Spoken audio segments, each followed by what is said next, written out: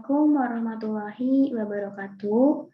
Saya Sofia Renata Agustina dengan NIM 20811334037 ingin memenuhi tugas di mata kuliah Kepemimpinan yang diampu oleh Bapak Hanafi. Saya di sini ingin menjelaskan mengenai analisis kepemimpinan dari seorang pemimpin. Nah, sebelumnya aku pengen ngejelasin sedikit tentang apa sih sebenarnya kepemimpinan itu. Jadi, kepemimpinan merupakan hal yang penting dalam sebuah organisasi. Kepemimpinan juga merupakan proses seseorang mempengaruhi orang lain untuk mencapai salah satu tujuan yang terdapat dalam suatu organisasi. Seorang pemimpin adalah seseorang yang sangat berpengaruh dalam suatu organisasi ataupun di perusahaan. Ia juga seseorang yang memberikan tanggung jawab kepada bawahannya ataupun kepada orang lain. Menjadi seorang pemimpin bukanlah hal yang mudah untuk dilakukan. Ketika seseorang ingin menjadi seorang pemimpin, ia harus melalui proses yang sangat panjang, mulai dari pendidikan, pelatihan, pengalaman, dan pembelajaran di berbagai hal untuk meningkatkan kemampuannya. Jadi kurang lebih penjelasan atau pemateri tentang kepemimpinan itu seperti itu ya teman-teman. Jadi kepemimpinan itu sangat berhubungan sama organisasi.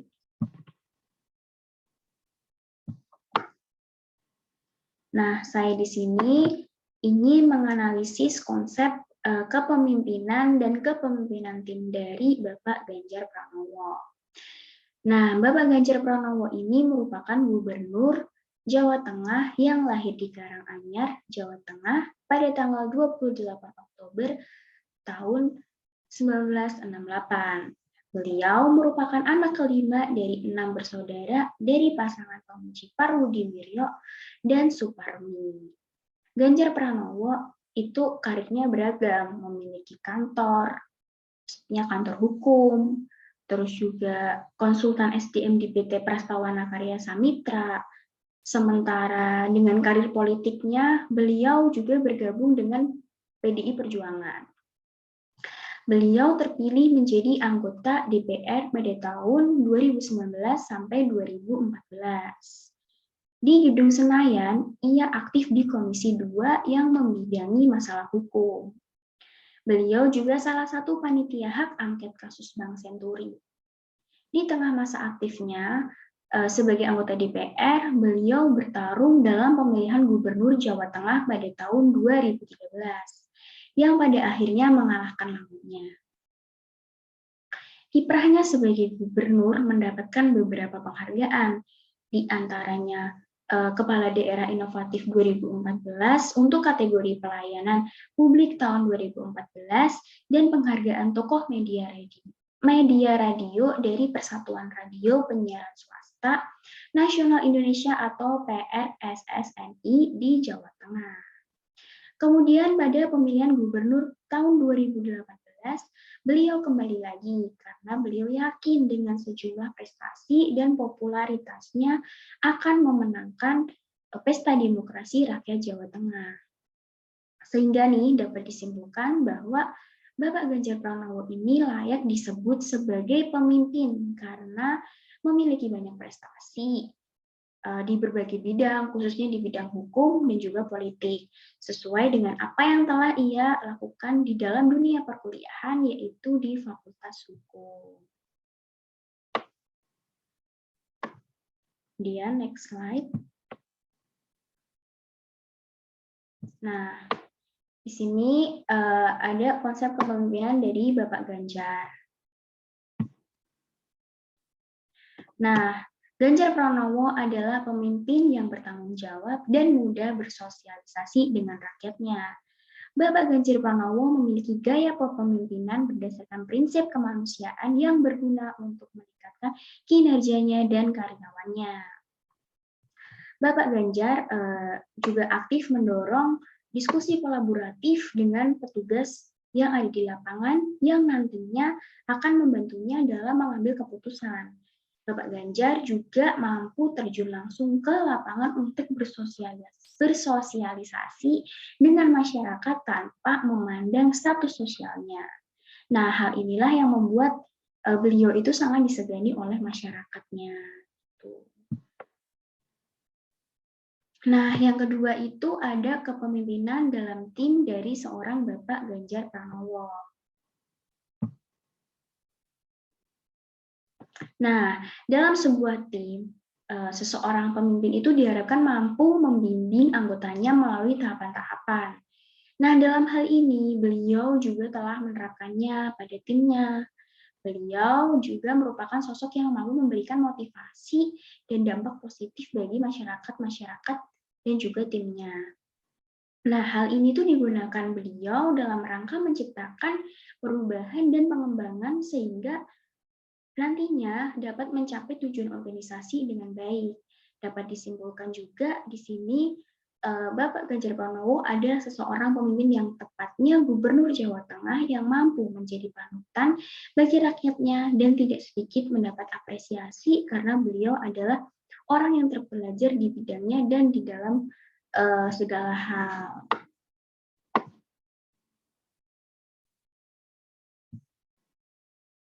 Nah, next slide di sini aku bakal ngejelasin tentang analisis kepemimpinan dari Bapak Ganjar Pranowo.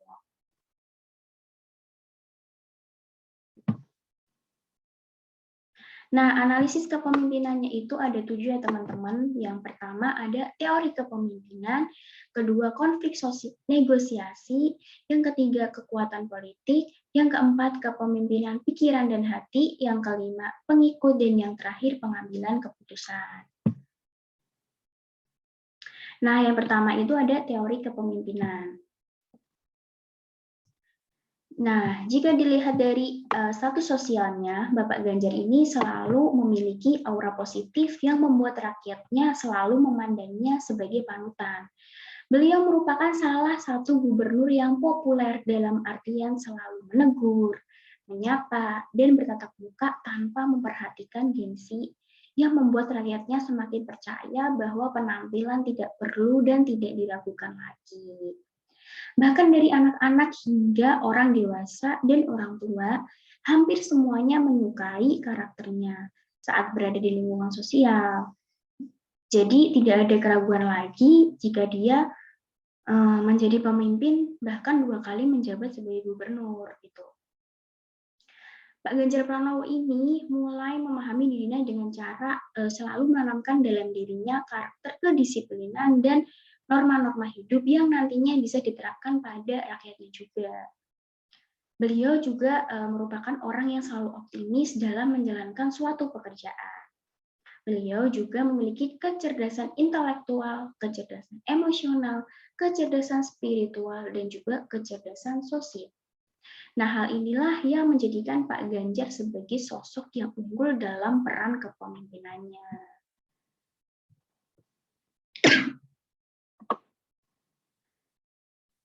Oke, kita lanjut next slide ya.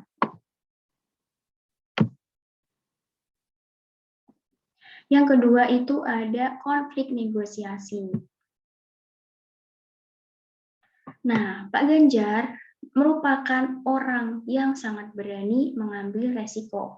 Misalnya nih, saat melakukan performance dengan mendatangi langsung masyarakat yang pada saat itu ditemui salah satu rumah untuk mengisolasi orang yang terjangkit sakit COVID-19.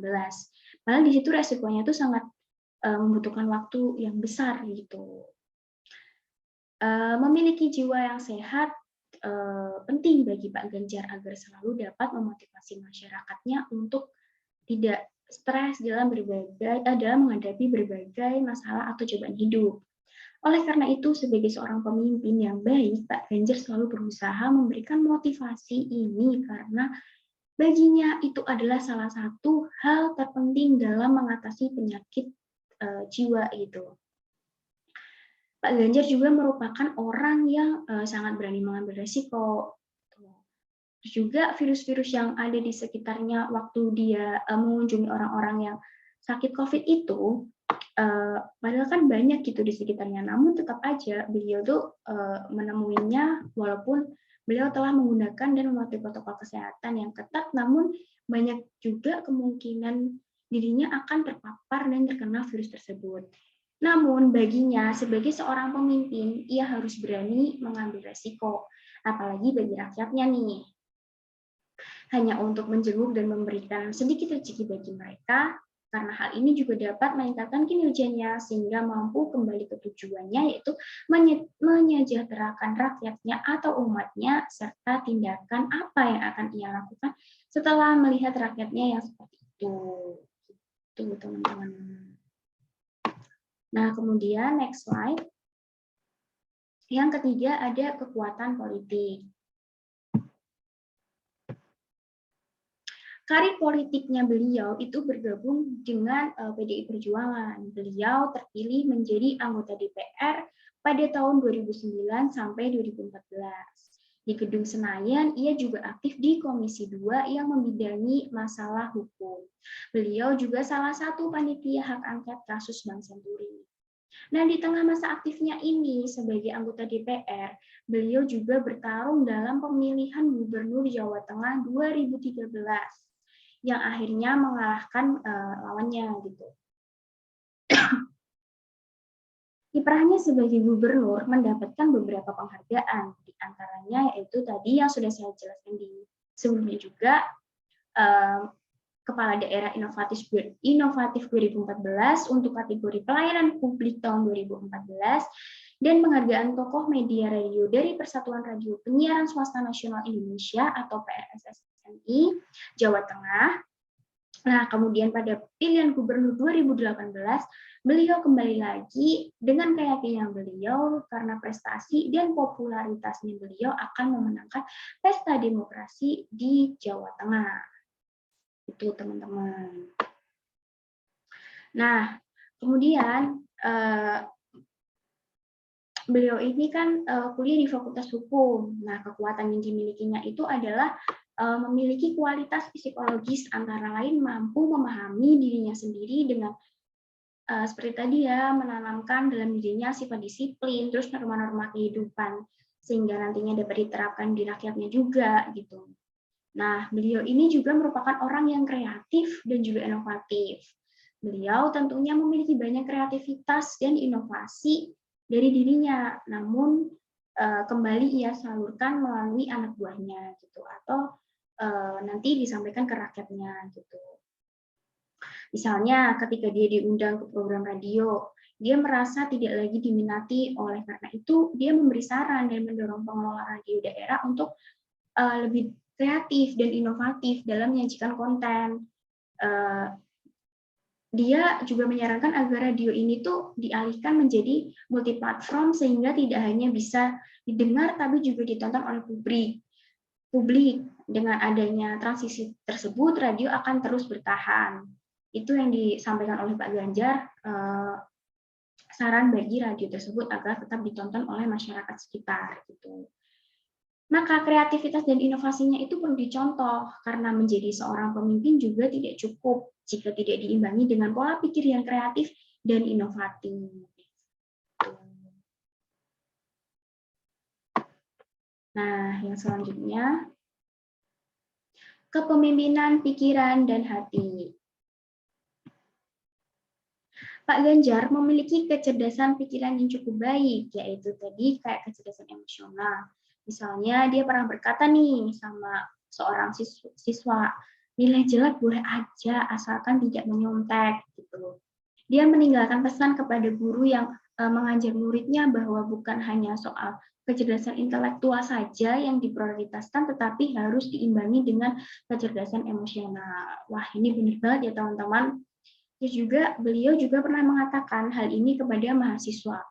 Mahasiswa boleh berbicara tentang Jokowi King of Lip Service, namun dia mengingatkan para mahasiswa bahwa dalam situasi pandemi corona ini jangan sampai ada aksi turun ke jalan. Karena baginya sekali lagi kecerdasan emosional itu sangat penting. Maka dengan itu dapat disimpulkan bahwa ia memiliki jiwa kecerdasan emosional yang cukup tinggi yang tersalurkan kepada umatnya. Soal kepemimpinan, Bapak Ganjar ini tidak kalah rendah hati dan selalu merakyat tanpa memikirkan gengsi.